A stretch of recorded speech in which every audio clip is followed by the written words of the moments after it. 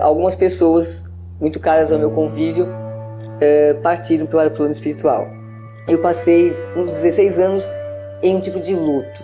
A Rádio Boa Nova e a TV Mundo Maior, elas são aquela companhia da qual você precisa e que te leva para a frente e te põe para cima nos momentos em que você procura respostas. Perceba essa necessidade de renovação.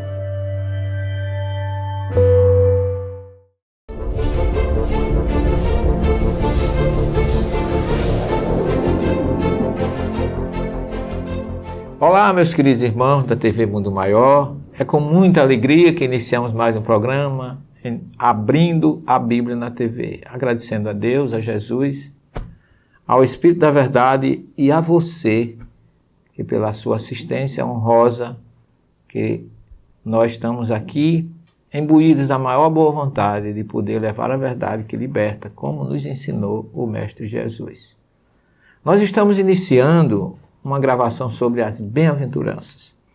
Essa passagem do Evangelho de Mateus, que nós estamos no capítulo 5, nós vimos na semana passada o depoimento de André Churraqui, que fala sobre a primeira palavra do sermão que Jesus trouxe para confortar, para exortar e para dar força àqueles que passavam pelas provações da opressão romana.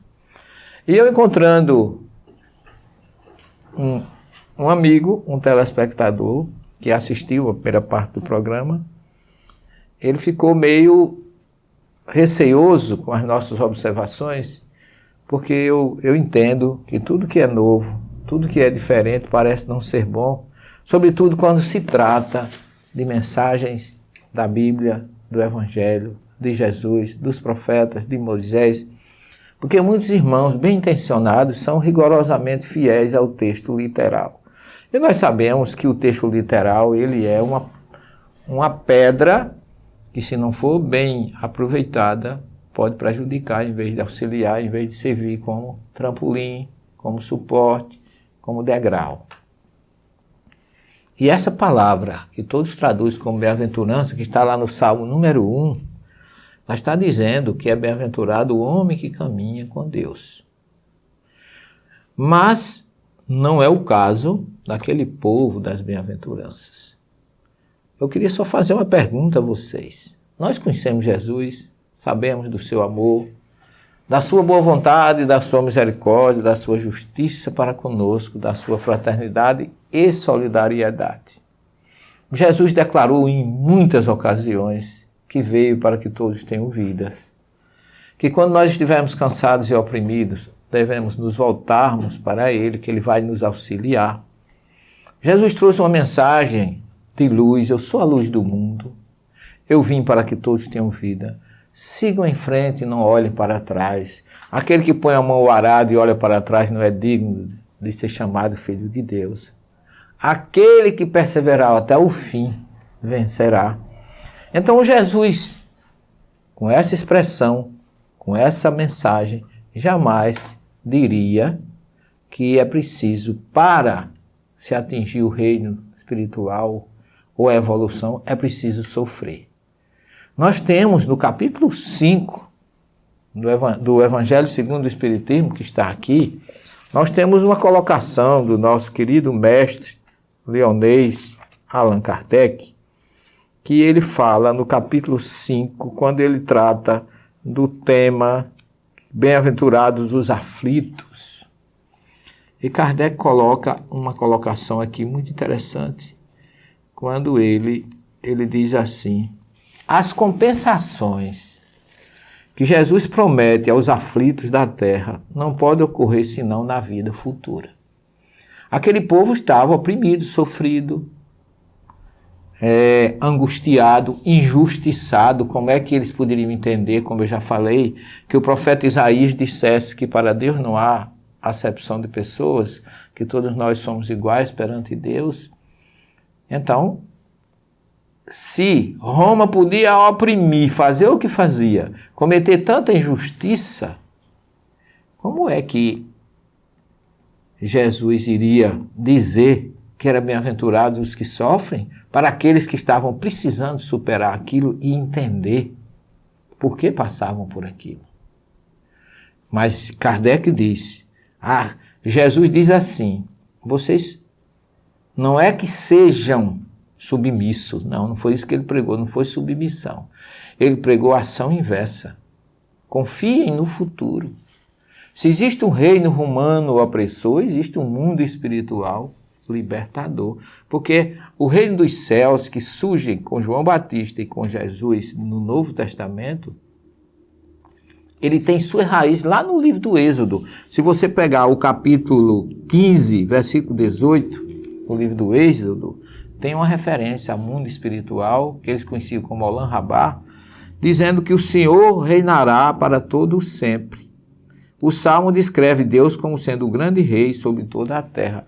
Então Deus tem um reino que não é daqui, como Jesus disse, meu reino não é desse mundo, tem um reino espiritual que já vem, citação, não se fala em reino dos céus, fala-se em reino espiritual, conforme o Êxodo capítulo 15, versículo 18.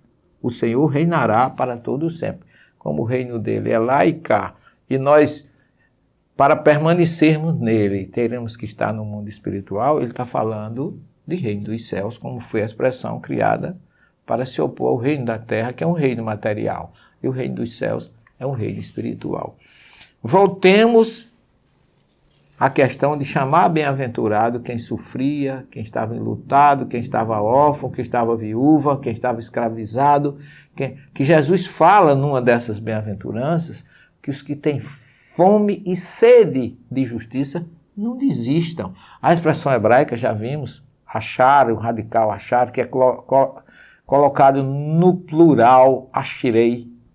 Vocês que estão em marcha, em caminho para Deus, em situação de progresso para o futuro, não desistam.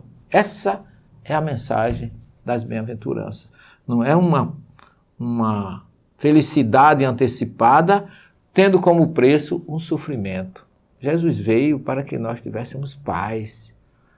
Shalom Aleichem, a minha paz sobre vocês, ou uma paz, ou Hashalom Sheli, minha paz Aleichem, sobre vocês.